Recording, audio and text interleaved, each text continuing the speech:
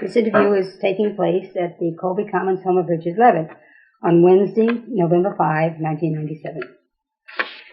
Now, shall we begin at the very beginning and say where and when were you born? I was born in Colbrook, March 31st, it turns out. I celebrated the 30th for 65 years before I discovered that it's the 31st. Same as Nan's, your sister. 1929. 29. Yeah. In where Weeks' Tavern, which is now Nugent's gas station, was a little hospital there at the time. That's right. That's when I was born there. Mm-hmm. Dr. Jones? No. He was killed in an automobile crash, and my aunt used to date him. He's buried up here in the cemetery, doctor, and he was married to Charlie Pease's first wife. He was the father of Charlie Pease's first wife. Oh, God, he's buried out in the cemetery. I can't think of his name. It'll come to me. Isn't it awful? And give us the names of your parents now. Henry Walter Leavitt, and my mother was marrying Rebecca Koval. She was the daughter of Osgood and Elma Verne Farrell Koval. Mm-hmm. My great-grandfather was Freeman Koval from the big farm in Vermont on the Curve. Mm-hmm. Mm-hmm. And oh boy, you're tied in with that family. You've got a lot of tie-ins in that family. Through one of my great-grandfathers was a Revolutionary War hero, Isaac Koval, and he was one of the 5 who signed for Colbrook's petition to be a town back in the 1700s. Oh, wow. He's buried up here. You go way back. Yeah. And then on my father's side, that's Pittsburgh. My grandmother was a lord. Mm-hmm. So all the lords and the Judds and the Baldwins and the Farnhams related to me. Yeah. Flora Farnham was a sister to my great-grandfather. Mm-hmm. And the Farnham Methodist Church was named for her. Yeah. She and her husband. And they had, I think, 7 boys and girls in the original family. Bill Lord today lives in the home place where they were all raised. Where is that? It's what they call, as you head for the upper village, it's on the left. It's Mountain View Cabins. That's it. So it sits up a road. That's right. Okay. There's a little cabin at the bottom on the left, which they built for my great-grandfather. Sort of a log cabin type thing? Yeah. And he died there. But their home was up above. That's right. He held the Pittsburgh cane for the oldest citizen, and then his son Will Lord held it for after him. Mm-hmm. Bill is the last one he's my first cousin once removed, but he's the last of about the oldest of the lords. Bing Judd is a cousin of mine. Bing's grandmother and my grandmother are sisters. Now this Bill Lord has a son. Yes, Stephen Lord. Stephen Lord. He lives down in Wilton, New Hampshire, I think, or something. And the daughter Andrea now lives on the Will Lord place, which is just below there. It has, the sign is barely discernible, but it was a meadow stock farm. They raise Arabians. That's right, yeah. Mm-hmm. And that field just across, his pasture, his field, was the original militia ground for the Indian Stream Republic. Yeah. Now, when you were growing up, where did you get your early schooling? Did you go to Colbrook? Yeah, I started in the first grade in 1935. Mm-hmm. It was right after the liquor store opened, because my father worked in the liquor store. Yeah. That was a very coveted job at the time. Uh-huh. And they had 2 employees. And he got the job because John Finley liked my mother. And John Finley was a great political powerhouse around the area at the time. He was a fish and game commissioner and one thing or another. Mm-hmm. So my father was given that job. He paid $25 a week. Big bucks. And it was right after Prohibition, and New Hampshire opened the liquor stores and the state-owned the stores. Yeah. So it was a terrific job at the time. Yeah, yeah. Now, you went to Colbrook Academy. Went to Colbrook Academy, graduated in 1947. Mm-hmm. Then after that?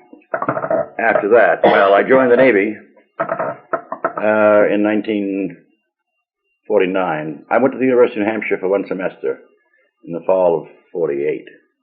Which war was that, Richard? Korean. Korean War. But I was there 1 semester, and then I went to Florida, and I went 1 semester at the University of Miami. Mm-hmm. So my college career is 1 semester in each. University of New Hampshire and University of Miami. Although I always gave myself a degree from either one, depending if I was north or south. If I was in Florida, I always gave myself a degree from the University of New Hampshire. And if I was in New Hampshire, I always gave myself a degree from the University of Miami. Because every job I ever had required a college degree, supposedly. Yeah. So I just said I had one. You haven't got one. I mean, why should I be denied a job? Because, that's right. Education is being strangled to death by degrees. Yeah, you're right. I agree with that. Yeah. Now, after all this, then what? Where did you you get through the not second semester, but another semester in Florida. Then what? Well, see, at first I went to the University of New Hampshire. Mm-hmm. Then I joined the Navy. Mm-hmm. Then I went to Florida. I worked for TV Guide magazine. I was Florida advertising manager for a couple of years. And I lived in Miami for about off and on for 30 years. And in New York. I worked for magazines, advertising, and magazines. And I kept coming back here summers. Yeah. Which, of course, ruined my career because I walked away from a lot of good jobs. Yeah. That's all right until you hit 40, but then suddenly the jobs. Yeah. Yeah. But I always felt the pull of Colebrook in the summertime. But you were here winters, 2 winters at one time? I wasn't here for 26 years in the winter until I moved here. 1992 or 3. 93, I think. I moved in here in January. You were one of the first people I was the second person in the complex, yeah. And I moved in and stayed here the rest of the winter. God, I'd forgotten how cold the winters were. And Jesus, it's the end. But you were coming summers, though, in the meantime. I always came up summers. I missed maybe, I stayed in Florida, I think 8 years I was away at one clip without coming back in the summertime. And I always painted signs just to keep when I was here. To keep going, yeah. And now, my first big memory of you, and Ellie if she wants to go back before this, was the bicentennial and this book that you all got together on, and the F&T underwrote. Oh, yes, Colebrook yesterday. Yes, I did that. I was at the Balsams when I left the Balsams. I was there 3 years, but I was there 2 winters and 3 summers. Doing what out there? I was head of the advertising publicity. This is just before the bicentennial time. That's right. Yeah. Yeah, I was there to do the big changeover from strictly a summer resort to a year-round resort. And after that, the fun was over, and after there was nothing to. Yeah. I mean, it's the same thing every year. Yeah. More, Yeah. That's a little more money all the time. But and at the time I left was 1970, and the bicentennial was looming. Yeah. So I got the idea to do Colebrook yesterday. Yeah. Now, and then come in on that one because. Yeah. Then I went to the other bank and did Colebrook School Days. You did them both. And then we did the cookbook. Okay. Cookbook was done for the benefit of the churches. It was a freebie. I got paid, I think, $1,500. I was at $1,200 to do Colebrook yesterday. And the profits went to, where did the profits go to on that? Library. The library, yes. And the school days, the profits went to the Colebrook Academy alumni. That was a freebie too. Colebrook Academy Alumni Association. Was it your idea to do those books, or did somebody? No, it was my idea. Well, it was a marvelous idea. Well, I always regretted not having thought about it in advance because I'm so aware of the shortcomings, especially Colebrook yesterday. It really bothers me because I know who is not in it. Yeah. And that. You mean when you say who is not in it, you mean someone that's no longer around? People who are no longer around whom I knew should be in, but I didn't have a picture of them, there were no relatives left. But you did a marvelous job in a short period of time. We did those 3 books in 1 year. I know. I don't know how you did it. But I always, every time I look at it, I regret that I know. For instance, I found a picture since of my father, or is it up here, just under the, taken in what is now the Colebrook store up there where they sell paper. Office Supply. Office Supply, when it was Billy Smith's store, and that's my father, who was a meat cutter. And then it became Hollis Stevens's. Yeah. I had Hollis Stevens in the book, but I would have had this if I had. Yeah. But so I didn't have time. That was the problem. Did you ever think about bringing it up to date a little bit? I thought of it, and I started to call the Sentinel the day that they buried Merle Wright and Walt Lewis. I knew goddamn well they wouldn't take a photograph of those 2 caskets coming out of the Methodist Church, which is a double funeral. Second one in Colebrook, both in that church. I remember going to that. And I said, well, there's a picture we won't have for the next issue of, things like that bugged me because I knew they should have had that picture. Yeah. They've had only 2 double funerals in Colebrook, and they're both from the Methodist Church. What was the other one? The other one was Ruth Walker's niece. She was, what was her name? She was, stop thinking, Betsy Dexter, Bill Dexter's daughter, Dorothy Dexter, and Quentin Hurlbut, I think it was. Quentin Hurlbut was a Hurlbut boy. They were killed by a train in Stratford. They had a pickup truck, graduation week, and when one window was gone, so they had a cardboard in it. And they were driving, and they got struck by the train and both killed. The week of graduation, I think, right after that. What was the other pictures that have been missed? Yeah. Well, I forget, but that was one, you know. You did tell me, though, I do want to mention about Haroldy, because you didn't get him in the book. Haroldy, the popcorn man. Oh, yes. Oh, I looked for that. I could not believe I couldn't find a photograph of that. So I thought we'd mention him on your tape. Yes. We didn't get him in the book, but we'll mention him. He was a fixture. He was. I never heard of him. Well, I'm sitting here trying to think of his name, and of course I know it as well as I know my own. Harold LeGros. Harry LeGros. Yeah, Harry LeGros. We always called him Haroldy. Yeah, Harry LeGros. Yeah. He was related to the Wallaces, and I think the Vancourts. I know he was related to the Wallaces. He was our popcorn man. Yes, and that was the most wonderful popcorn. What year span was this? Well, I don't know when he started, but he was flourished right through my year. He was still here when I graduated from high school, and I can remember him being there when I was a kid. They had best popcorn, and he poured the butter on it, you know, and so forth. I used to wheel that cart back and forth. He kept it in Susie Keach's barn, which at the time she lived in a house which is where the red and white is now, or the old IGA. Mm-hmm. Right about where that little building is, the Chinese restaurant. Oh, okay. It used to be a barn, yeah. And that's where he kept the machine. Mm-hmm. And they had rubber tires. You rolled it up to Main Street? I used to roll it in and then take it up to Main Street. He always had some kid do it because he became an older man. But he fought all his life with his neighbor, Sam Bailey, who lived next door, because he fed the pigeons with his corn, and Sam Bailey hated pigeons. He was always shooting at them. So they fought constantly for years over those pigeons. He lived next door to Sam Bailey. His popcorn machine was right there at the corner of... Right on the bank. And... he'd get there around 6 o'clock or 5 o'clock, and he'd stay there till about 9:30, 10. Yeah, the old Farmers and Traders Bank. Yeah. Harry LeGros. Street. Yeah. And I finally found a picture of him, which Gifford had, but it was taken many, many years ago, and he was sitting on a bench in front of the Farmers and Traders. But the only picture I had of Harry LeGros, but I couldn't believe that I could not find a photograph of him with that machine. Did he have another job, or was he just... No, that's all he did. Popcorn? He was retired at the time. I don't know what he did as a young man. He was older than when you... Oh, yeah. Because he made a good living from it, I'm sure. Yeah. That was the one. I never know what happened to that machine. Well, now, that wasn't the one that Viola and... No. They had a Mac Brown and so on. That was gone, and I don't know where it went or who got it or what. I don't know. Who would know? I think Robert Vancourt mentioned it once, as though he'd sold it. He's got a pretty good memory. If he scratches his head enough, he'll come up with... I'm trying to think of who. A Rusty Wizard wouldn't know, I guess, what happened to it. But, he had to be kind of around. I don't know that Ellsworth would know.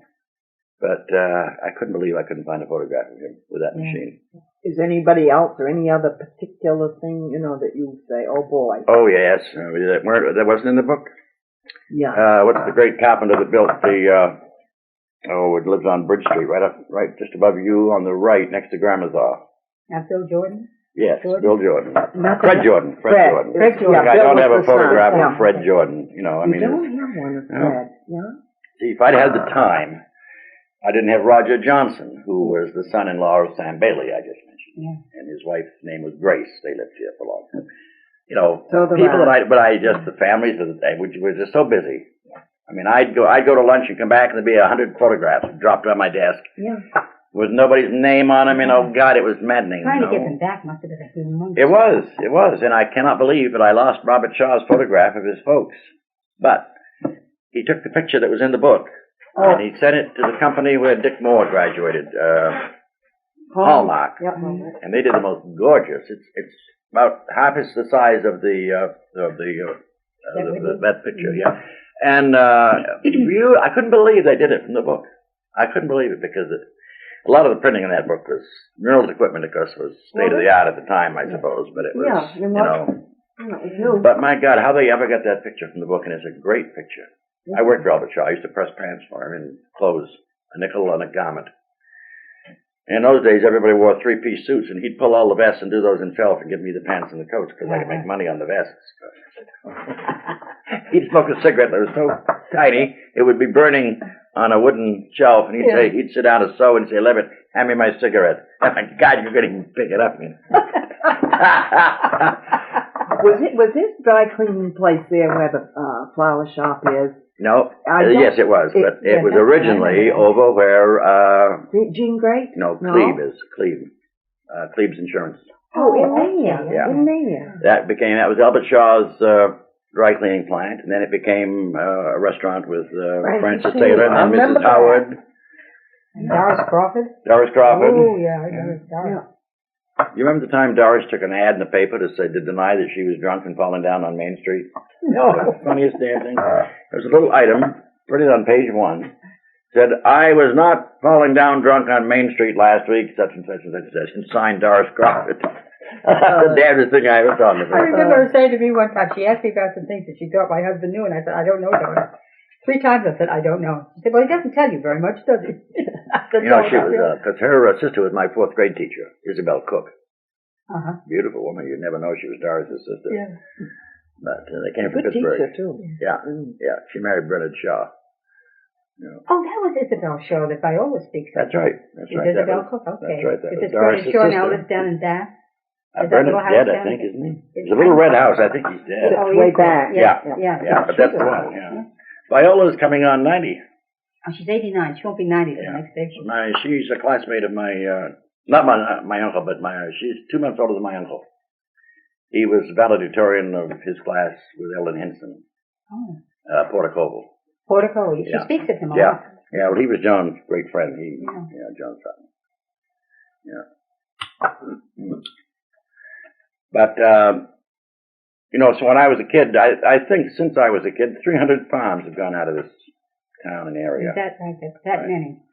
But we used to work every Christmas vacation in February on the ice. There were big ice houses, you know. Fanny Congdon had one up on across the grammar school. As you go up Titus Hill, the house on the right, the last house on the right, in back, she was in the Cold and Ice, Sawyer Cold and Ice. They had a big, huge ice house. Yeah. Hood's Creamery, where am I here? Down here. Hood's right over here. It was at least 3 stories. Huge ice house. And they'd work all winter filling that thing with ice.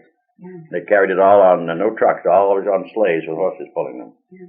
Those cakes weighed 500 pounds, and on every corner, coming down from Noyce's Pond, up on the Hollow Road, up toward Beaverbrook Falls, that road, they used to use that pond in front of Bobby Davis's now to cut the ice. Is that, you call that the Hughes Road, would you? It's right, by the Hughes Road. That was called Matthews Pond. We always call it Noyce's Pond because Dr. Noyce owned a little house that was right there where Bobby Davis lives. Where he lives now. And Irving Noyce later lived in. Anyway, they'd cut the ice there, and every time they take a corner, for instance, at Howard's Restaurant, the ice would fall over onto just about where Joe's sign is, that billboard. He puts that awful verse on those stupid sayings. Because as they turn, the ice from somewhere would fall off. So if you were making ice cream, you had a wonderful, all you had to do was go to every corner on the way from there to and pick up, and ice is huge cakes of it. Yeah. And there was one up, Walter Collins had one up where Joe McLean's garage is. There was a nice house there. We used to work in there. But that's all gone now. Oh, But the stores used to open at 7 o'clock in the morning because the farmers were in town with the creameries. They had 4 creameries in town. Yeah. I'm surprised they didn't open even earlier than 7. Well, Perhaps some of them did. Yeah.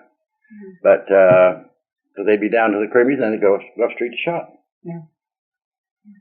I remember all the old farmers always carried those big change purses that folded over. It always seems odd to see a man open a wallet and take out a coin. They had these purses they take out. I mean, I don't know of a man today that doesn't just carry change in his pocket. Yeah. And nobody spits anymore. No Back then, everybody spit. Yeah. The only way Ripley could keep his clean was to throw a dime in it every night. And he had one. But everybody spit in those days. They were always hawking and spitting. I remember all the old men around the streets were doing that always. Prospective consumption. I guess so. Yeah. And today you don't see anybody. When anybody does, it's a rare thing. No. Yeah. Up where the hospital is was just a big hayfield. And they had a racetrack up there, didn't they? That's where the Park Street gets its name from the park. They had a big park up there that was a racing oval. We used to walk all the way across it, and Orville Haynes had a camp just in the woods beyond the hospital now. Which is, but, do you remember the racetrack? No. No, I was going to say I couldn't see how you could. No. Wish you could. I was in the pageant when they had the old home day back down on Pratt's Field. Now Pratt's Field. That's where they took all that. They took the knoll away to build Route 3 North. It's down in back of Brandy Lee Lane, in back of the industrial park. Back of Manchester Manufacturing. Okay. That was a beautiful knoll. And I forget that he's down at my uncle's. I left it to him. Damn it, I was going to show him. But anyway, my brother and I, we rode in a covered wagon dressed as pilgrims. My mother was always into those things, parades and all that stuff. Very active. And we were riding in the back of a covered wagon. I remember Dr. Noyce and John Filling, all those men were on horses. They were galloping crowd, cavalry and all. Is it just you and your brother in your family? No, I have you have a sister, that's right. Faith. I forgot about Faith, that's right. And then I have a half-sister, Martha, later on. Your mother was certainly a well-loved lady. She was into all those things of, very much in the... very pretty woman. Yeah, I got a nice picture. Oh! But she was very much into all that stuff. Oh, yes. She was 28 when she died, isn't that something? How old did that make you, Richard? I was 11. You were 11? She died 2 days after my 11th birthday. She died. She had a post-operative blood clot. That's what Viola told me. For some stupid today, of course, it would never happen because they get you up walking around a minute after they operate. You know? The bed rest. So, you know, that was the thing. She had the bed rest. And the day she was coming home from the hospital, which made it even worse. Now, does your sister look something like that? Yeah, she does. She did. Faith died in... Oh, my... Oh, that's your cord. I thought of it. You sure? I'm pretty sure we're okay. I'll just double check it. I'm sorry. Well, no, you didn't expect it, did you? No. That was my sister. Yeah. I'm going to just double check. There. She died in England and buried in England. Yeah, in a beautiful little village just outside of Blackpool called Lytham St. Anne. In fact, I got to go to Canada and get this. My cemetery guy come down. I'm putting a stone up, and I want him to do our monument at the same time. But I happened to think the other day I better get on the stick. It's going to be snow before long. You're going to be gone. And I want him to take it in and have it this winter to do at his leisure. Yeah. So I don't have to have a big rush and all that. I put it off and put it off. I want to do it this year. But I was looking, we're doing another school days book, you know.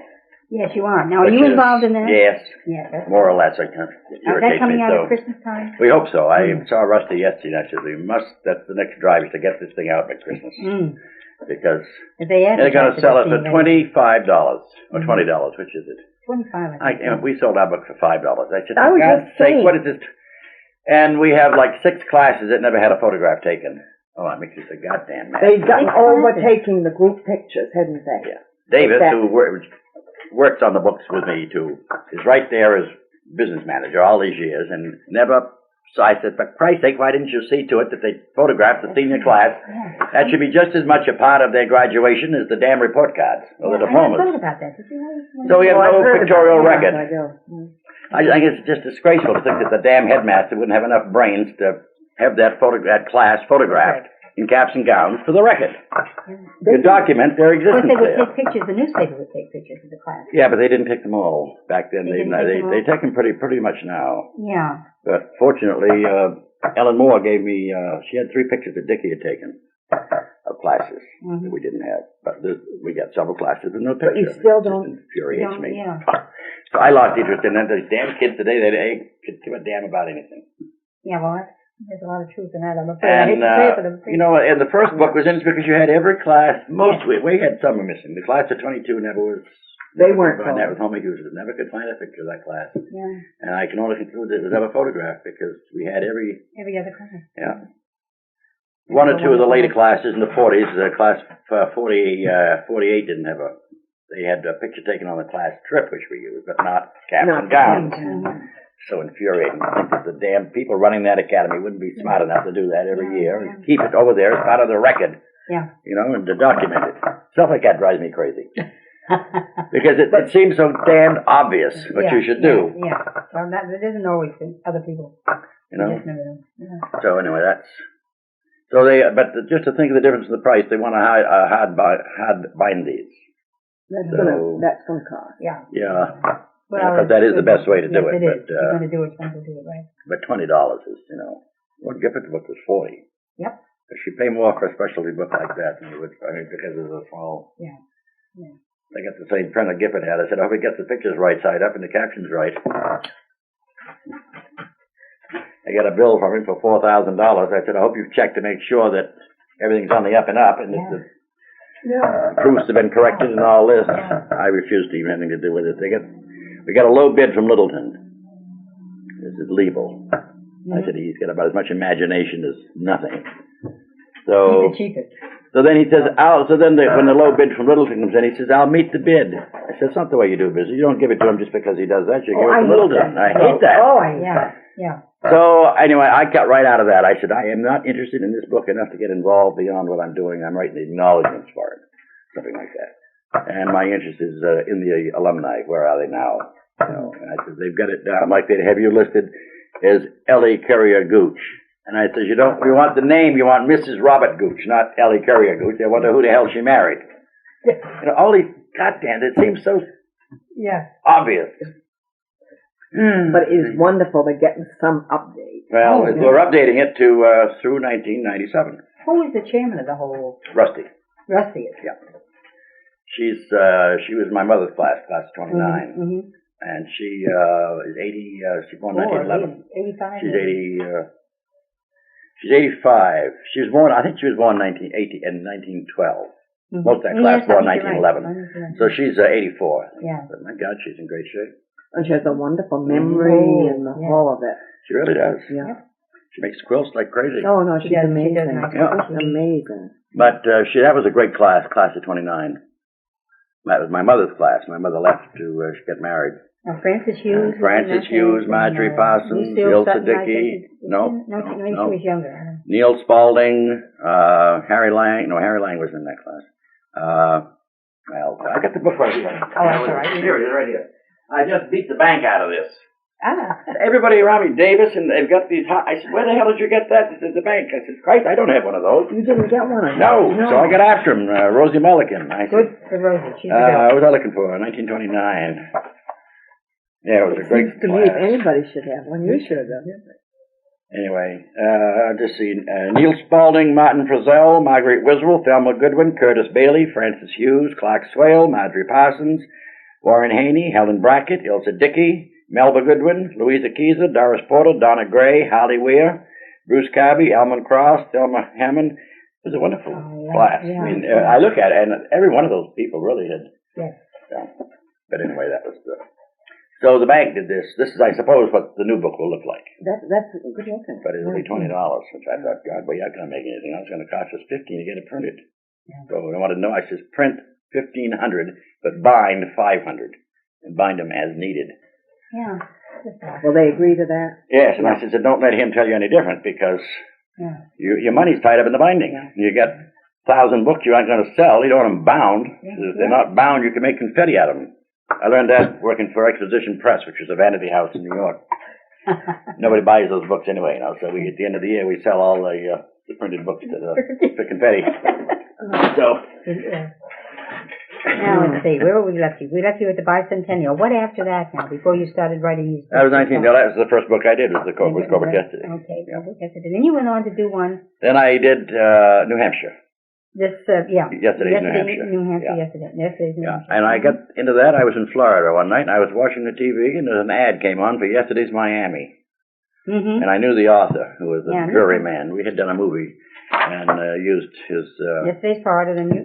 Yeah. When was that published? 1974. Yeah. Ernest Seaman. He's my agent today, Ernest Seaman. He's a German, and he has a big law practice in Florida on the West Coast, Cape Coral. Mm-hmm. And his messages are left in German on the machine, and his clientele is German. I said, what the hell is this in Florida? I don't understand it, but there's a very big German. In that area? Yeah, and he came from Leipzig, and his family was in publishing for generations. So he had these Yesterday books.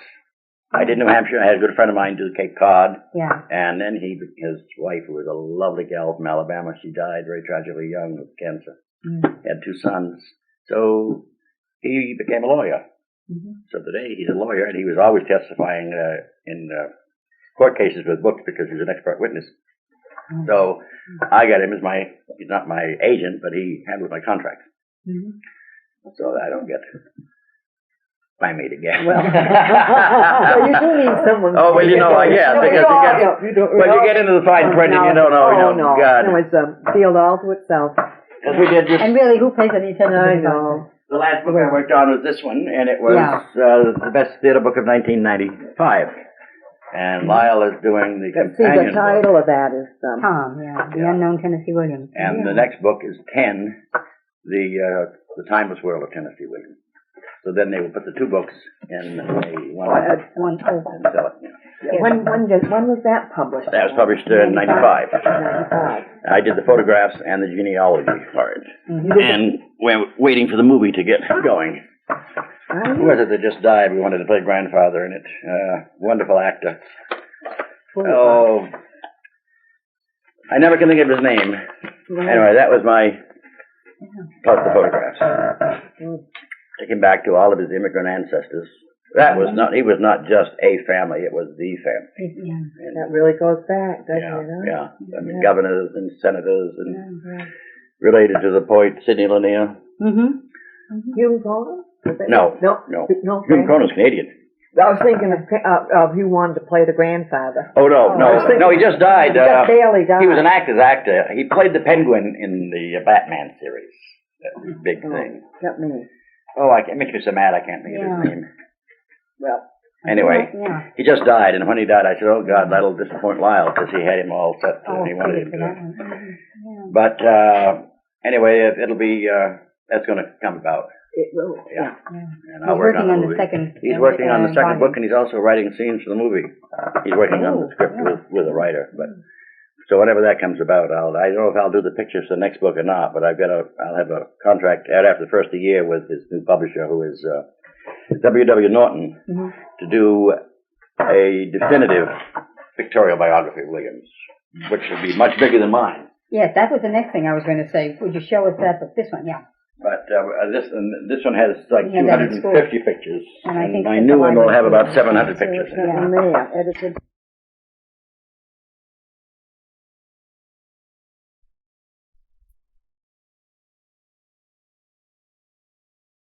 Holy Spirit.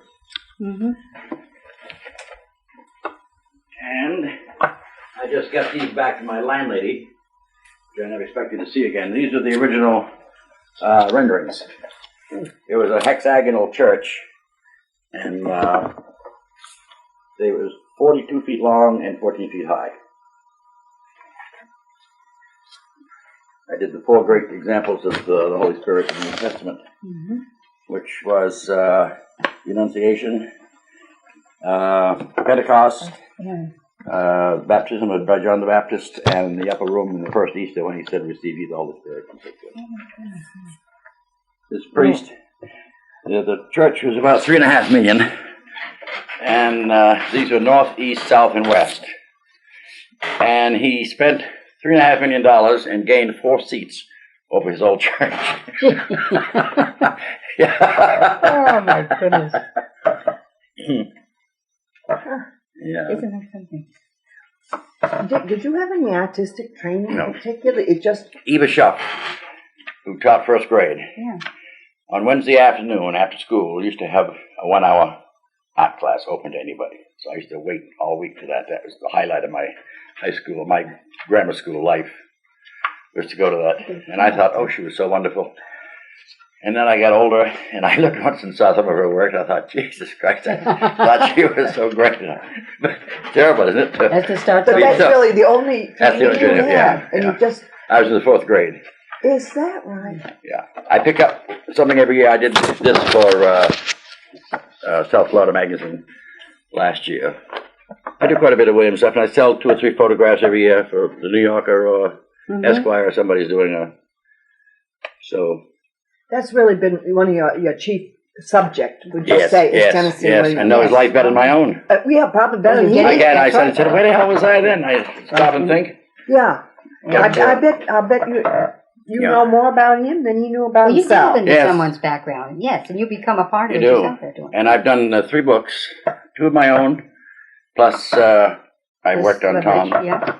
And where was the other one? I did it after he died, called Ave Aqua Valley. It was memorial pages, 150 pages. I have to stop and think where the hell it is. I made it right here. But, yeah, I've done...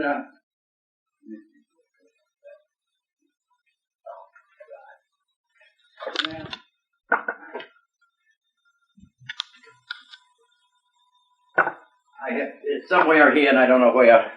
I have a book done on Arlington National Cemetery, which is ready to go anytime, but I have to really Get it together. get it together, and I've had so many pages out of it. And this is going to be the end papers for it. I'm going to show you, here is the cover. And It looks like it's... Look at you. what did I do with the damn covers to it? Isn't that maddening? I have a sculpture by the daughter of Daniel Chester French of the Unknown Soldier. No kidding. The cover, and I'll find it here in just a minute. This is going to be the back cover. There's a section. I have every photograph of the final designs for the Tomb of the Unknown Soldier. Sorry, Ann. That was... Oh, yeah. Isn't that great? No, let me find it. Because I'm mad. Honestly. Right here.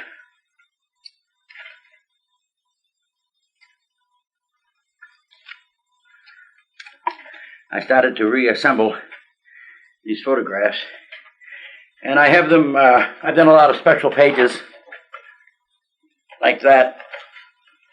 And that, here it is. This is going to be I was going to use this picture. This is called The Unknown Soldier.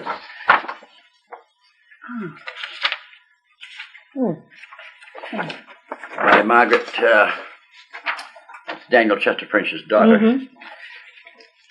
And I wanted to do the cover in royal blue and gold and silver, you know. I had some wonderful stuff. This is another one of my special pages. This was the entrance. It's right near what is today the Women's Memorial. Yes. Mm-hmm. Mm-hmm.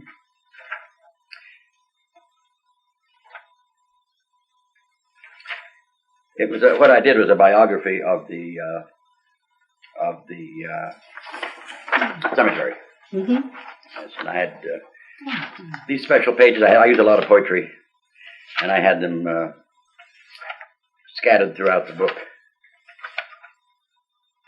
That's a great one, isn't it, of the eagle? Hmm? Oh. Yeah. The parachutes, I love it, yeah. And the poetry works so nicely with it, doesn't didn't it? Yeah, that's wonderful. Now, would somebody hire you to do this? No, I did this. This is something you thought of, and then you tried. Seaman was going to publish it, and we were going to sell it on television. 1995. Yeah. American Legion Post would use it as a fundraiser. You know. Ah. Everybody in the country's got somebody or knows somebody buried in Arlington, you know, and right. whatnot.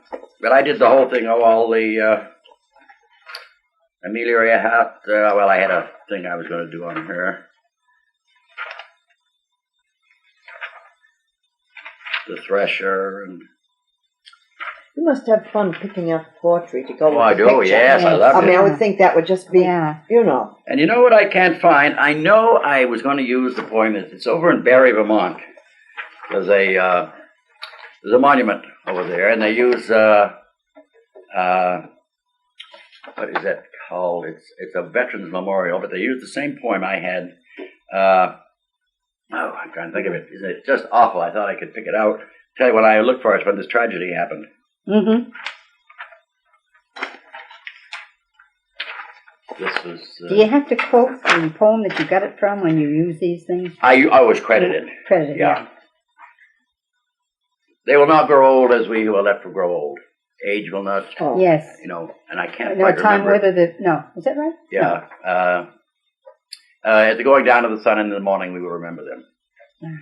And I couldn't quite remember and I said, well, I can always take it off that mind, but I thought I had used that. Oh, and some of this. Mm-hmm. Yes, I'm sure I had. This is the monument to the Maine. That's the mast from the ship, and it's a holding tomb. It's right across from the amphitheater, and in it is, up until recently, was the body of Paderewski, who was waiting to be buried in a free Poland, and they finally sent the body back to be buried. Is it? Yeah. Mm-hmm. Yeah. Interesting, isn't it? Yeah. This is Abraham Lincoln's son, Robert Todd Lincoln. Oh. Very beautiful memorial. And then, of course, I had Kennedy. Mm-hmm.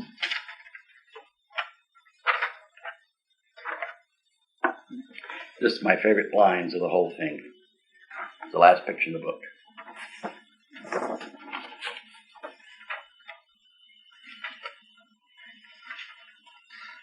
That is wonderful. Isn't that nice? Mm.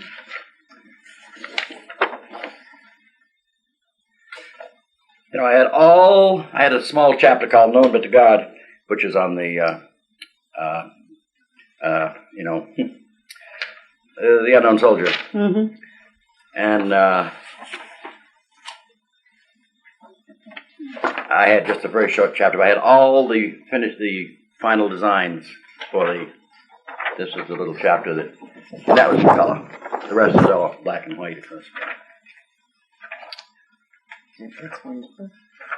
That Confederate memorial, we had a cherry picker. They run, what do they call it? You know, and jog through Arlington. Because it's wonderful because you got all these roads, you know. Yes, yes. They are always squabbling over whether or not it's fitting that they should do that, you know. But I have all the stuff on the selecting the unknown soldier of World War I, how he was picked, and the whole, you know. Mm.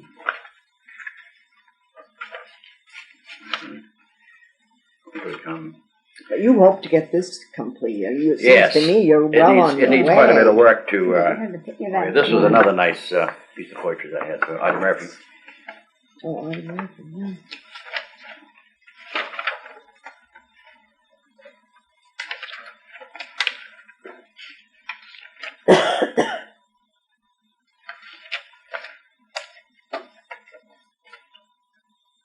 Well, Dick, when you were doing this, did you walk the whole cemetery? Oh God, yes. 100 geez, I lived in times? it like. You had to. Yes. Yes. And there were no Lady Bird didn't have her little golf carts in it at the time. Oh, does she now? Yes. So you can just scoot So around. you can get on now because it's huge, you know. Oh, I know. I've been there. God, you go uphill all the way, you know. How could you have done that? Well, because I wanted to prowl around it because you always found something new. And Yeah. one thing I didn't put in, and I'm going to in my New Hampshire book if we redo it, is Fort Leonard Wood. Leonard Wood was from New Hampshire.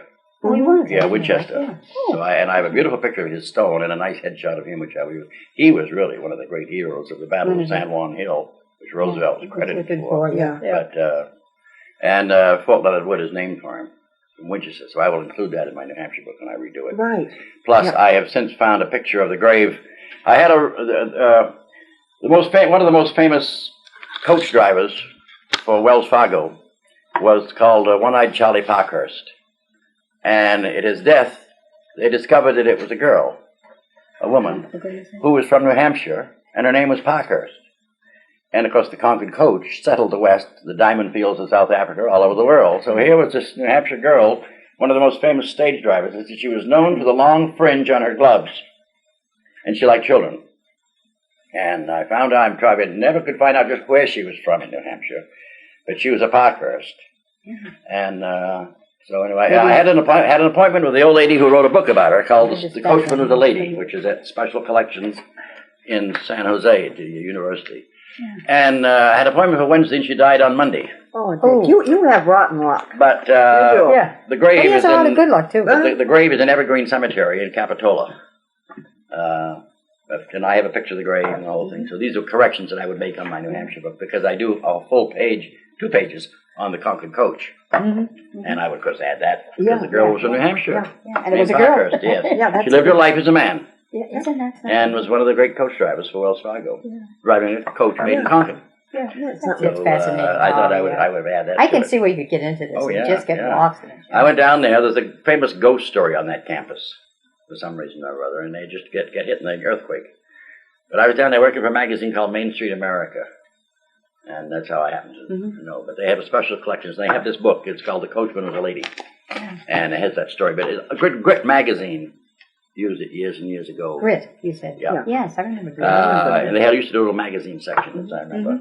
And it was in there. I remember seeing it in that. I didn't pay much attention to it at the time. I don't know how much material they had on it. But I had a nice letter and a picture of the grave and the whole business. There's no picture of him, of course, because he was, before that. But anyway, I thought when I redo my New Hampshire book, I'll certainly include that. Yeah. Seaman did, I used Leavitt's Map of the White Mountains, which was done by... That's in this book that I have. Victor Leavitt, who was a big drunk from Lancaster, as I understand. He was a guide. Yeah. There are 5 Leavitt maps of New Hampshire, and his father was Franklin Leavitt. He did one, but art directors go crazy for this in New York. Because this map is oriented east to west. Yeah. Whereas most maps, north is the top. But this is east or west. But some letters are made backwards. Some things are misspelled. Well, art directors love it.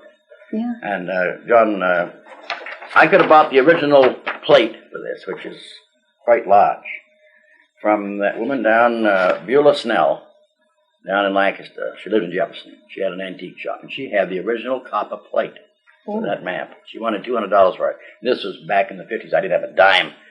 $200 was like $1,000. Yeah, you know? Sure. Yeah. But she sold copies for $2 a piece. So I had one framed for my brother, and he's since turned down $300 for it. And it's just a $2 map framed in New York. Yeah. But you see it all over every once in a while, and John has one framed down in the office of the Democrat. Mm-hmm. And I think I wrote to, what's the great printer that's over in Vermont down here? Steinauer? Yes, Steinauer. And said, you ought to buy that.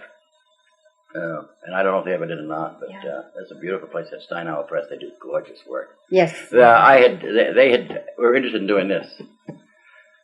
But, they do the Metropolitan Museum catalogs, and they do this gorgeous work. And it's this little barn down here, and, you know. So, do I have all these pages back? I guess Yes, they may not be in the so same anyway, order that you want. I've got this. You've got I had all. sent this out once, but it needs a lot of work. I do the history of the cemetery from the time it was the home of Robert E. Lee. And his wife was a daughter of George Washington's stepson. Adopted son, George Washington. One of Custis. Martha's children. Yes. Yeah. And so one of Lee's classmates at Yale, the military academy, when Lee went to the South, he was offered command of the Union armies, and he declined it and went to the South. Yeah. And they deliberately desecrated his home by burying the dead from the Battle of Bull Run in Arlington, in her rose garden. So they desecrated his home, and that's how the cemetery started. But so it's quite interesting. So I do with all the way the growth of the cemetery through the years, and all the wars and all the things that come on from it. But so if I do this next book on Williams, that'll be the last of that. I can't imagine what I would do again on that, except for the movie. Yeah. Pretty much really big. Yeah. Done it. Why can't I think of that actor's name? Makes me so damn mad. He was an older actor. He was an actor's actor. Good actor. Never got the recognition he deserved. But his big thing is he remembered to play the Penguin in... you said Batman. Batman. Well, we ought to be able to track that. Oh, and he was in Garrulous Old Men, or he played in that. Oh, he's in it. I can't tell you. It's like I have early Alzheimer's. What did you say that he played in what? Garrulous Old Men, or Grumpy Old Men. Grumpy Old Men. Now, that'd be Walter Matthau. Who else was in there? Well, he's alive. He's alive. I know he is, but I'm thinking maybe this his guy name was will come. was in it. Yes, he was. He's that little short fellow. That's right. Yes, exactly yes, right. I know who you mean. And we won't worry about it. We'll find it. We'll stick it in here. But anyway, he was... Yeah, that movie. I know. Lyle wanted him to play grandfather, Tennessee's grandfather. He would have been wonderful. Yeah. He was a wonderful actor. But, so anyway... He was in, now, would he have been in Batman and Robin, this last Batman thing? Or? No, this is when did he die? He died just this last year, during this year. Oh, I see. A few months ago. Yeah. Yeah. He was in the group theater. A wonderful actor. I can almost say it, Dick, but I'm not going to try to. Yeah. And anyway, it just irritates me that I can't think of a thing. But it'll come to you. I suppose. Yes, that's always... We can look it up. Yeah. Heck with it. Yeah. Grumpy Old Men. You want to remember that. Yeah. Yes, when did Grumpy Old Men come out? Oh, well, they did the first one. And then they've come out with a new one. Yes, but that's not a problem. You're right, he was short, and he was the third. Yes, I can see him. Just as... You sure you would like some coffee? Positive. No, thanks. Really? Honestly. Grumpy Old Men. Yeah. Well, where are we, Joan? I think we're getting towards the end here. I really do. You've covered most of the things that I had written down, anyway. Well, I guess I kind of want to, Dick. When you were a little kid, were you interested in history of Coldbrook and these characters that we've had? Not so much. When did you get interested? Well, let's see. I got interested through my mother, because she had us, and I won, I think, 3 baby parades, first prize. I was a matador, and I was a Chinese coolie pulling my sister in a rickshaw. We were always... Good idea. I have a picture. I have an old movie of you doing that. Really? Do you? Yes, I do. I always, when I see it, I'll say, that's Richard Leavitt. Well, I was pulling I remember that so well. I think that was like in 1938 or 39. Does that seem right? Yes, it does. Yeah. My father he had tuberculosis, and he stayed home for a while. He was ill. He went to a sanitarium and came back. And that's just about right. Yeah, I think so. But we were always being dressed up and put in a parade, So. But think of the imagination she had to do this. Yeah, really. Kids. So Where'd you roll into it? So I think that's how I got interested in all that. And so you started kind of following, Yeah, well, the parades would come up, and I, you was fun to get them, and I like to do the floats. Yeah. We should mention Then, of the course, floats, yes, too. that's true. That's right. And, of course, you've been interested in Colebrook history later on, Yes. haven't Yeah, I knew that. Well, because I had, family went back a long you? ways. Yes, and you knew all about that. And one of the windows of the Methodist Church is in memory of my great-grandfather, Freeman, who, in those days, was allowed to, he hired a man to take his place in the Civil War. $300. That was very acceptable, right? And Jesse Coble, and so all those Cobles are related to me. Yes, Cousins, yes. And so I guess I just got interested in it. Sure. And I can see where you were. And I used to know, I think I used to know everybody in Colbert when I was about 15, 16. Oh, I bet you did. But I really knew a lot of people, and a damn few people I didn't know who they Yeah. were. Yeah, yes. And so I got interested in it. And of course, you also were friendly with people older than yourself. I always, tell you. a lot of that. You My Frances Hughes was my dear friend, and I grew up in her house. Yeah, and she was interested in this stuff too. Oh, She was a classmate of my mother's. So you and were I was always kind of drawn to that. But I always associated with older people.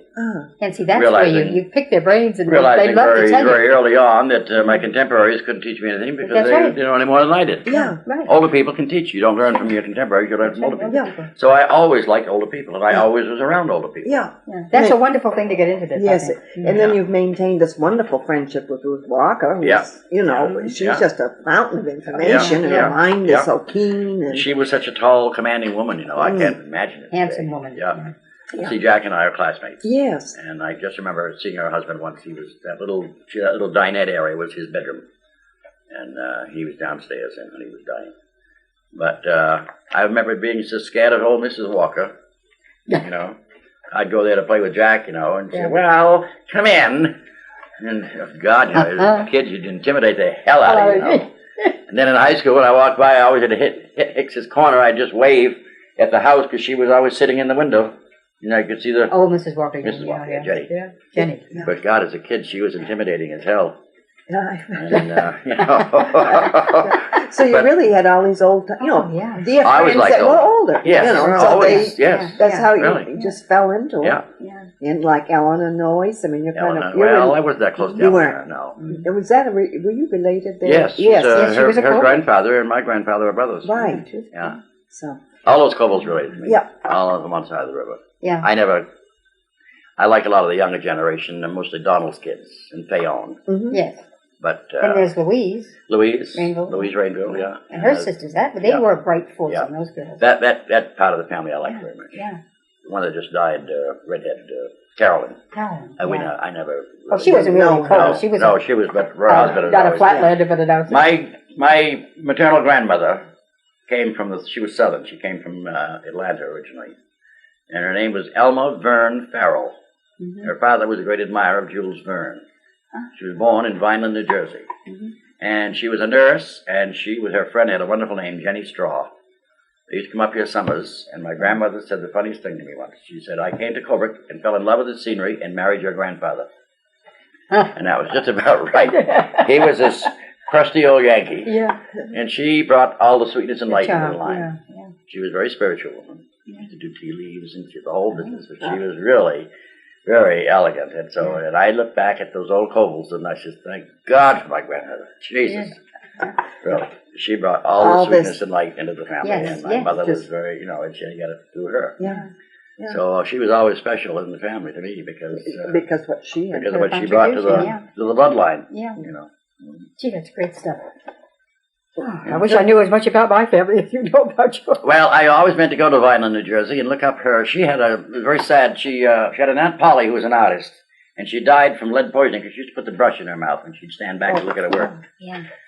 And she died, and I was married to Aunt Polly. Then she had a brother. My grandmother had a brother named Mark, same as her father's name. Mm-hmm. He was a reporter for the New York Herald Tribune, and he went out to lunch one day and vanished forever. Never knew what happened. No trace of him? No trace of anything, nothing.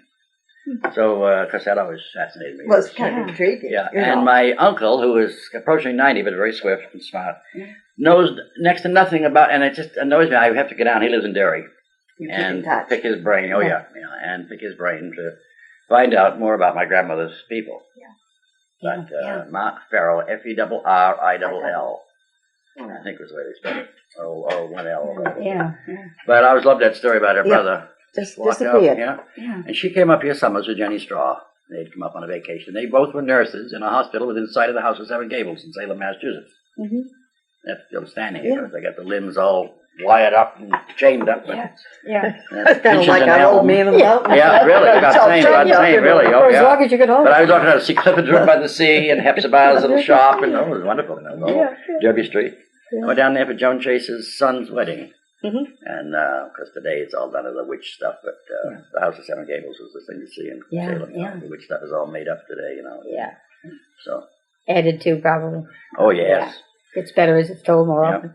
And, of course, the whole basis for that story of the House of Seven Gables was a land grab.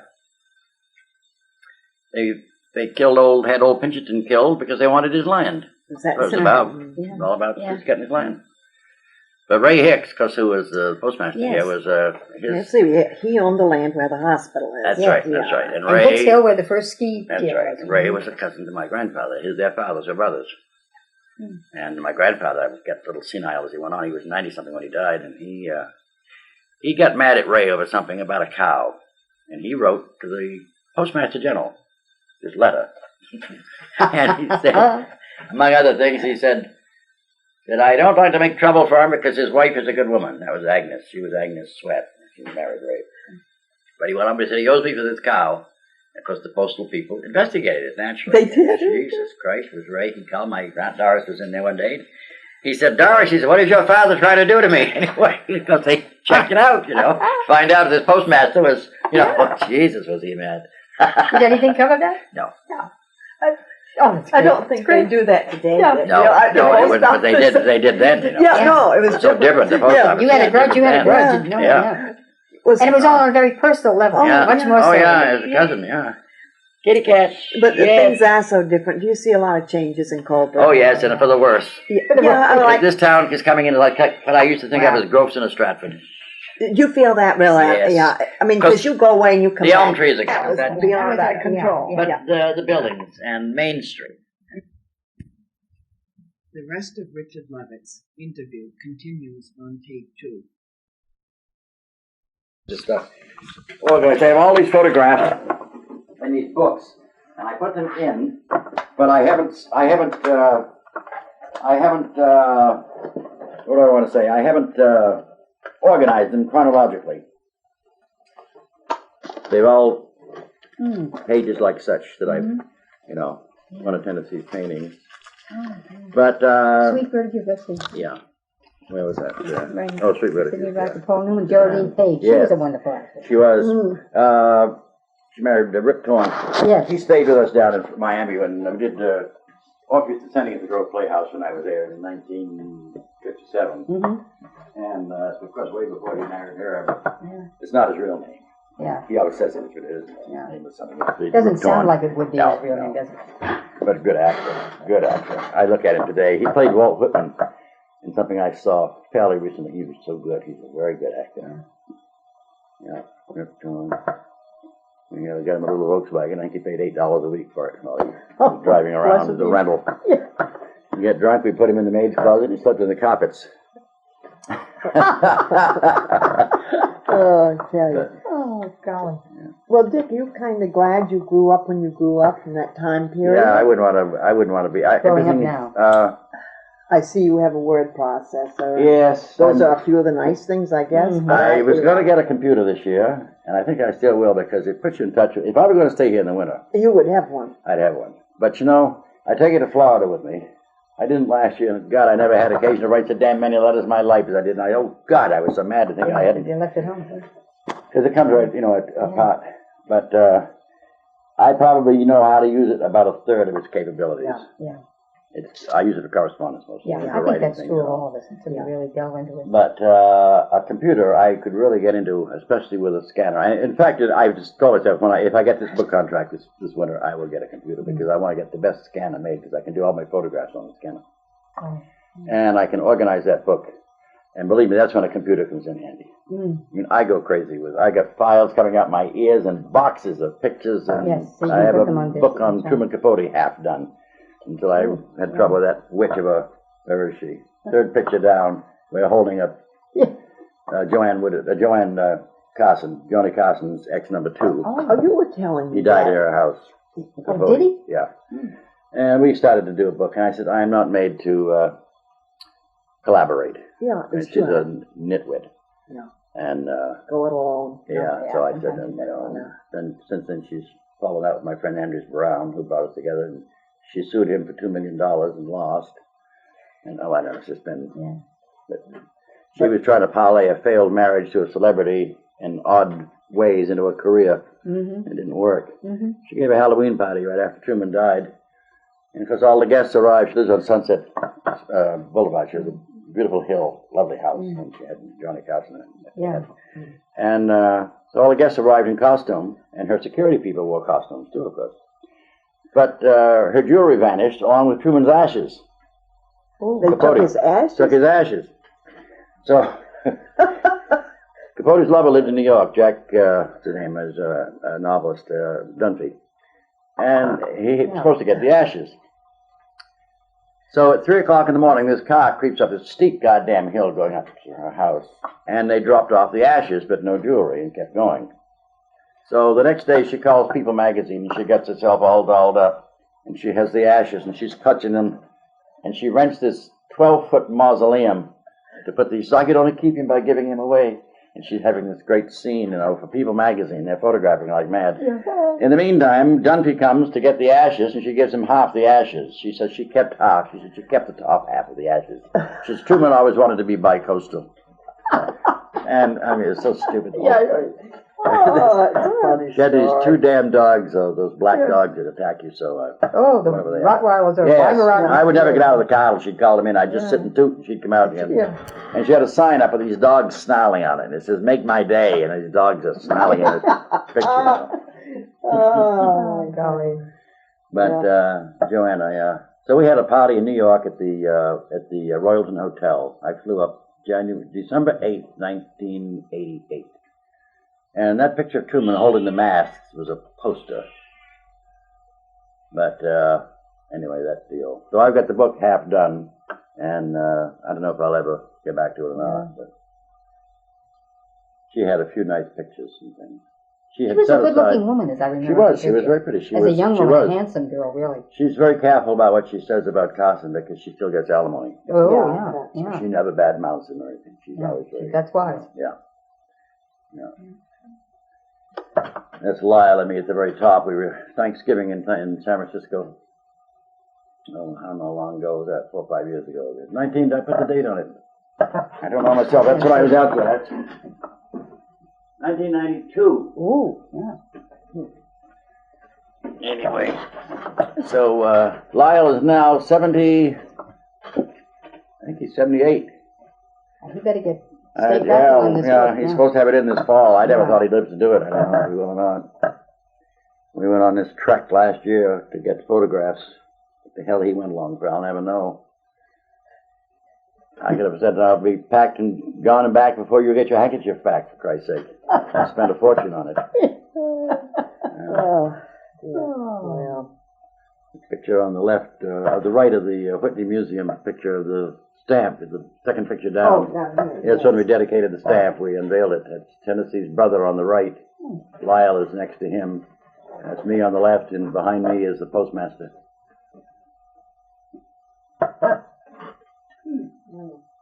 And here I have the stamp, the photograph of it up here. I was noticing that. And just below it, 4 stamps. The designer of the stamp sent me a nice little note with those. I sent him a lot of pictures when I get around to it. What a talent! He did the Marilyn Monroe stamp and the Jimmy Dean stamp, and what a talent! What a nice young guy. He's early 30s. God, is he talented! Oh, He also did the Columbia logo that you see comes on television. Mm-hmm. The lady with the lamp, you know, the business. But God, is he talented. Oh. Yeah, very nice guy. That's the top right is Florence Ziegfeld. Now, who is this lady down here? That's Jessica Tandy in Streetcar. Streetcar, okay. Right above it is the Streetcar, the last day it ran in New Orleans. The top left, next to Ziegfeld, to the left is the building where Tennessee Road Streetcar. The Dick Holmes apartment in New Orleans. That was quite a cast. You had to get the young Marlon Brando and Jessica Tandy. Oh, boy, yeah. Unforgettable. I mean, it's like Gone to the Wind. You never could remake it because you couldn't. Right. The people were so good. And I don't like to see it again because I remember that first production. Oh, I've seen some terrible productions now. And Margaret and Jesus. I mean, they just get worse. Yes. They really do. The wrong. I just can't believe the miscasting they do. It's just unbelievable. I picked that piece to the right of that I had in my book. A friend of mine photographed Tennessee close up to the eyes. It's good, isn't it? Yeah, Bill Vigiano. I had a little picture of my book, and then below it on the right is the invitation to the book signing we had in New York, which is the picture taken below at the Gotham Book Mart, 1978.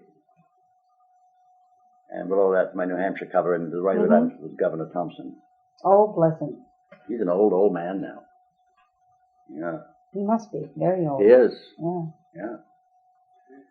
The picture below the Whitney Museum in the gold frame. I went to Europe in 1971. We were on the Raffaello. And to the right of that, I'm standing in front of a display. I did a retrospective of Tennessee for the Fort Lauderdale Broward County Library. Oh. The hell are you doing? You behave and go in and lie down. I'll be in eventually. She sits in the crook of my arm all night when I'm watching TV. Is that right? Yeah. And it's so funny. I have 5 pillows. And when I get ready to go to bed, I just throw 4 of them on the floor. And the minute I do that, she gets up and goes in the closet. She sleeps in a box in there. And it's I never say a word, but the minute I start putting those pillows down, she just gets up and goes in the closet. Now, how old is she? She's 11 or 12.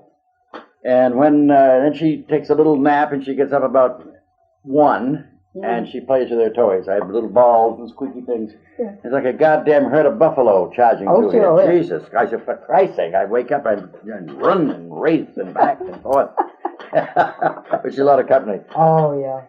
But she's a sweet little cat. She's wasn't my favorite, but... well, they grow on you, I guess, after a while. Yeah. Will you take her south in the winter? Oh, yes. Yeah, we go back. Oh, I got a little taste for her, but she has the run of the car. I close that door, let her open. But they like to be in boxes. Well, she's really quite frisky, isn't she? Yeah. She's quite frisky. But my landlady, my lady friend from Florida, Margaret, lived there for 7 years, and her daughter developed schizophrenia. Oh. So she's a pain in the ass. I never liked her anyway when she was well. I can handle less now. Yeah. So Margaret works days. She's the breakfast hostess at the Breakers Hotel, and does little theater part time. And this was just too much for her because she's away the other day, and the goddamn daughter would sit there and look at the cat through the window, never got and let her in. Infuriate me. So I brought the cat back with me. It ties me down. I mean, it's bad. I'd love to go to New Orleans and stop on the way. You know, I get to stop, but with a cat you can't do that. So. It's something, isn't it, huh? Well, they're a lot of company, but they're... you have to pay for it. Yes, you do. Yeah. You know, if I just didn't have to... And a lot of people... I know people who don't like cats always say they're allergic to them, but they're easy out. Oh, I'm allergic to cats. It means they don't like them. Oh, not necessarily. And I figured I'd get a reaction from her because I am allergic to cats. Really? Oh, boy, yeah. But this one, now, for some... She's not a fluffy. Maybe that's why. No, she's not. She's short, ain't She dotes on tuna fish. That figures. But she was brought up on dry food meow mix, but I give her tuna fish, I break down and go crazy for it. We always fed our cats. I always fed them from the table scraps, you know. That's something, if your parents ever walked in the store now and looked and saw 2 aisles full of cat food and dog food and... They wouldn't believe it. Yeah. No, they really wouldn't. And the soft drinks. Yeah. And then in the South, of course, you walk in an aisle and you're looking, it's like you're in Mexico. Fish heads and rice and all that crap they eat. Aisles of it. Yeah. You know, the Latinos. No, it'd be hard for them. If I ever go south of the border, I hope somebody hits me right behind the head. Well, I sympathize with I remember Miami before. before the invasion of the Cubans. We were robbed 3 times the last year I lived there. Is that right? We were down to the pool one day, and the pool was 50 feet from the house right on the bay, and I went back twice while we were down there to answer the phone, and they were in the house at the time. We were only down there about an hour. Yeah. We get back, and friend says, it's just funny, so I thought I left my watch here. We got looking around, and Christ, we'd been hit while we were there. Came back one day, they came by sea, and they escaped by sea. Really? Oh, yeah, it's unbelievable. Well, speaking of the sea, when you were in the Navy, did you, what was that? Did you go? I was on carriers. I was on the Antietam and the Shangri-La. How long were you there? I was in 4 years. You were in 4 years? We toured around Canada, and I flew back from Cuba for discharge from Jacksonville. We were in Guantanamo. Oh. I was a parachute rigger. That's right. And how long were you in the Navy, Dick? 4 years. 4 years. Yeah. I had my little naval careers on the bathroom wall. Get near the water. As near as you could get. But, oh, boy. yeah. I went to New York originally to work for Nat Ansel, who owned me. He saw me one day in the restaurant, and he said, "What are you doing?" And I said, "Nothing. I just got through high school. But I was in between everything." Yeah. But he says, "Come to New York and work for me." So I went to New York. And so you worked for him then? What did you do for him? Well, I never did. I was going to be an office boy to start, but I had no place to live. I had no money. It was the whole thing was just too much. So I joined the Navy. Ah, okay. I went to Boston. I went to join the Merchant Marine, but they were closed, so I went over and joined the Navy. It's about as much purpose in life as I had. Yeah. Anyway, I went to But parachute. 18 years old or so, you know. I was 20 when I went to the Navy. 20, okay. Because I left here when I was after high school. I worked at Miami Beach 1 year in the hotel. Will you be quiet now? What is this all about? She wants your whole. She does, but she gets it most of the time. Who is that gentleman down the very bottom? That's Tennessee. That's on the Tennessee. left. That was sent to me by an actress in California. He's holding 4 roses. Yeah? And he's got a little pin with a donkey on it. He'd been to a production of Orpheus Descending. She thought, and I thought at the time, it was the last portrait taken. I said, "Oh boy, this is great," but it wasn't. It wasn't. It was taken about 2 years before. Right above that is this taken in Miami in 1957. It's Marion Vaccaro on the left, Tennessee, Lila Von Say on the right, and I'm in the back looking over the shoulder. Marion worked for Ziegfeld. She went to Smith College. And she was asked to resign because she came in drunk one night through a window. And they had an honor meeting, and the deciding vote to ask her to withdraw was cast by the president of the Honor Society, who was Anne Morrow Lindbergh. Anne Morrow at the time. So Marion left, and through her brother George, this is George at the top here, he was taken in England when they were filming Great Expectations. No, they were filming something, what was it called? I have to check that out. Anyway, that's George with Deborah Carr and David Lean, the director. This is George Black, Marion's brother. George knew Jack Hochreiter, who was Ziegfeld's scenic designer, costume designer. So he said, Ziegfeld's looking for an algebra tutor for his daughter Patty. Well, Marion was very good in algebra, so they hired Marion to work. So she lived and worked with the Ziegfelds for 7 years as a tutor companion to Patty. And it's through Patty that I was going to do a book. That's when I had that picture done. She did one with her cousin, Richard Ziegfeld, which was not a success. But what I wanted to do was a Broadway musicals type book from Ziegfeld College, which has never been done. Now, would this Patty have been a daughter of Billy Ziegfeld's Burke? daughter. Yes, exactly. Yes, Billy Burke. Billy Burke met Ziegfeld when she, at the Astor Hotel, she was on the arm of Somerset Maugham. Oh, really? And they were playing the Paul Jones. So Ziegfeld was a costume party. Ziegfeld always dressed as a tramp. That was his costume. You know, in those days they had all those things. And that was his. He always, no matter where he went, he always went. Tramp. And for the same reason. The wonderful playwright. Jesus, I can't think of a damn thing. He married Kitty Carlisle. Not Moss Hart, but the other one, George S. Kaufman. George S. Kaufman, Always went dressed as Lincoln, because he fancied he had a resemblance to Lincoln. Because Alexander Walcott, to observe, there goes Kaufman dressed as Lincoln. He said he won't be happy until he's assassinated. But he always dressed as Lincoln, and Ziegfeld always dressed as a tramp. So anyway, he'd gone home and changed his clothes and came back, and he met Billy Burke. So he bribed the orchestra leader to stop the music every time he was opposite Billy Burke, and that's when they... And Miss Burke lived on Patty's got this beautiful place. She's great friends with the Reagans. She's very near them out in that damn place they live out in Not Rancho Mirage. No, is it it's a very elegant part of Los Angeles. Oh, Christ. Well, if I can think of it. I can't think of a thing. Anyway. You got too much in your head. It's a very nice... He does. And so she had a cottage on it, and Patty was engaged to Robert Stack at the time, and who was rich in his own right before he became an actor. And was a great, yes, that's very handsome. Yeah. But she fell in love with Bill Stevenson, who was then at the time was an Arthur Murray dance instructor. Patty's very heavy. She has her mother's legs, piano legs, but her father's coloring. But she's because heavy people, wonderful dancer.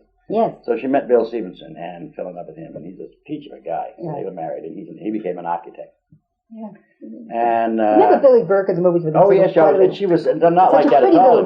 Yeah, not like that at all. Wasn't. But she got typecast. Yes, that's right, and it stayed with her. Silly little society women, you know. She used to come down and stay at Marion's every year in Florida for quite a few years. The last time she was there, she did Solid Gold Cadillac. She was still working when she was in her 80s. Yeah. And Gilbert Maxwell had a little party for her one night. And I remember he had the bad form to ask her if she minded dying. She was at 91, I think. And she said, Gilbert! She says, perfectly valid question. But I thought, Jesus Christ. Oh, golly. Yeah. I tell you. The little thing to write, the pictures there, the writing is Tennessee's authorization for me to do the book. I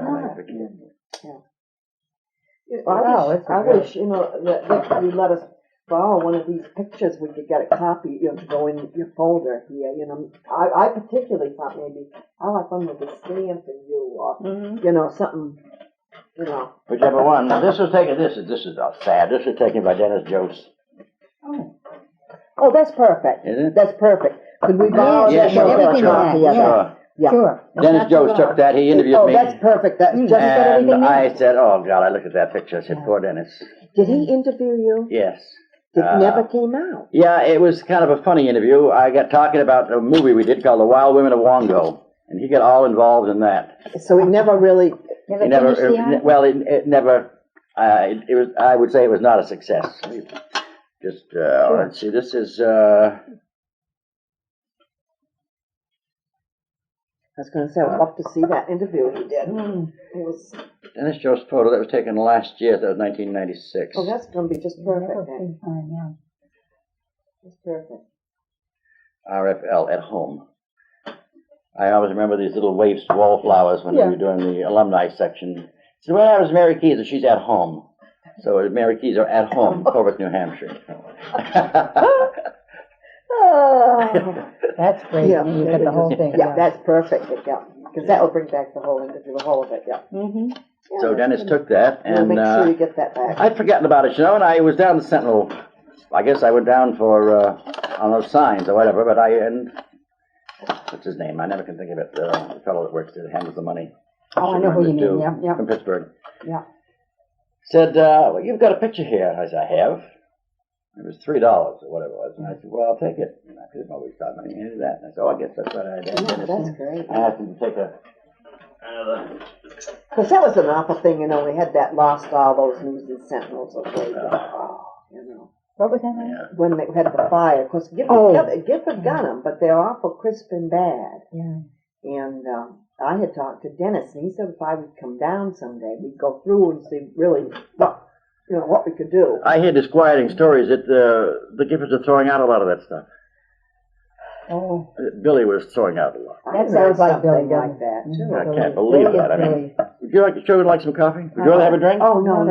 We got to go along. Yeah. What time would you get out of here?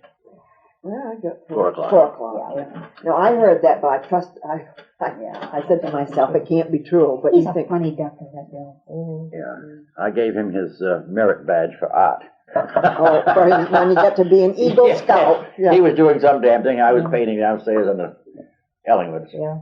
And I don't know how I happened to, whatever it was, they were showing me the projects and I was telling them how good it was or something, whatever it was. But I remember that. He was one of the most miserable kids. I remember him in high school. He just was miserable, you know. Looked just like his grandfather, old Cush. Yeah, old Cush. Yeah. Cush should have a towel. He was such a drunk. Yes, he used to sit in the towel, play bridge, wrapped in the towel. Put the towel around his neck and hold it, so put the glass in his hand and pull the towel down to get the drink up with his hand. Strophazell took him to Concord the last time, when he went down and died there. And he says, "You want to go to the movies?" Of course, sure, I go to the movies. Got the car and drove to Concord. Of course, after I was going to the movies. Lucy Stetzer was so damn mad when Gifford mentioned suicides in Coburg, mentioned Dr. Noyes, first cousin of hers. And she says he should include a list of all the drunks that had died in Concord and start the list with Chris Parsons, who was his father-in-law.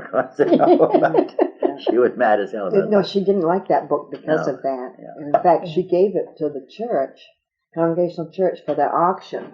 I sat right there and let it get right away from me. It was wonderful because she'd gone through the whole book and corrected it. Everything in there was, she wasn't right. She fixed it. What was I going to say? Something about... Oh, I know what I did. I made up a list of suicides that I knew. Right. And sent it to Gifford. Yourself, yeah. And I never, for his new book, and he never used it and made no reference to it. And I called him about it, and I made a list. One in particular was in Bryant's store down there, old Tinker, in Tinker Sweat. He always wore those pale blue pinstripe white railroad overalls, I used to call them, like the railroad men, and those little brown and white canvas shoes. He was a hunchback. He hanged himself out in the back. That used to be open out there. In the back of Bryant's? Yeah, it was an open... You could walk under it. They finally closed it in, but it was open, and he lived upstairs, and George Capon lived upstairs. And Capon came out, and he was hanging right there, and Capon just was, "Get out of the way," pushed him aside. But it was amazing when in a minute I started thinking about it, because I knew that one, and then and other ones. Yeah, and it really was quite a list. I bet. Yeah. And Gifford had scratched the surface of the. Well, do you think that people got after him about the original? Well, if you're going to do that, you have to do it complete, or not at all. It's a touchy thing to do. It is. Don't like to be reminded of it, So, I mean, unless you do it in a very objective, but to pick out Dr. Noyes, at all, Yeah, that was. And not mention all the others, because there were so many, Yeah, we've had a lot of them. So there's something about this country, isn't there? Well, New Hampshire has it's goddamn mountains in March. And March is the worst month. Depressing time. You're so tired of these gloomy mountains. Yes, oppressing you. It does get you a little bit at that time of year. Oh, yeah. Yeah. Jenkins told me about one once that he handled over, because that was one of my best times of my life was working with Jenkins. You can imagine that was bad. Oh, yeah. He said this old farmer had been ill all winter. And finally, he felt a little better, so he said. So he told his wife, he said, "Well, now, dear, I'm feeling much better, so why don't you go to church you wanted this morning?" Well, she did. She came back, couldn't find him. And they saw all this water splashed out by the milk bin. They went over there, and he'd gotten in that milk tank and laid down and draped himself with logging chains and drowned. Good. Now, that's quite a way to go. That's a little too original. Yeah. But don't you feel that as time goes on, we'll be having more and more suicides? I think throughout the country, because people are living to be so old. Yeah, and they're getting, and I can't imagine it is any fun. Ruth misses the girls, she calls them, like Carolyn and Frances.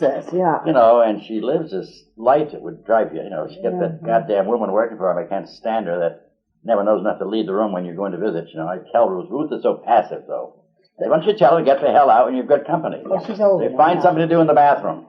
Or whatever. But we've had so many dear friends, and like you are coming. You can go on. Sally, Charlotte. And they'll be left with, and true death is when your friends are dead. Yes. That's right. She has, really, what does she do? She eats and she sleeps all the time. And that's it. No, it isn't. She can't really go anywhere anymore because it's such a hassle. Although I see her down at the mountains.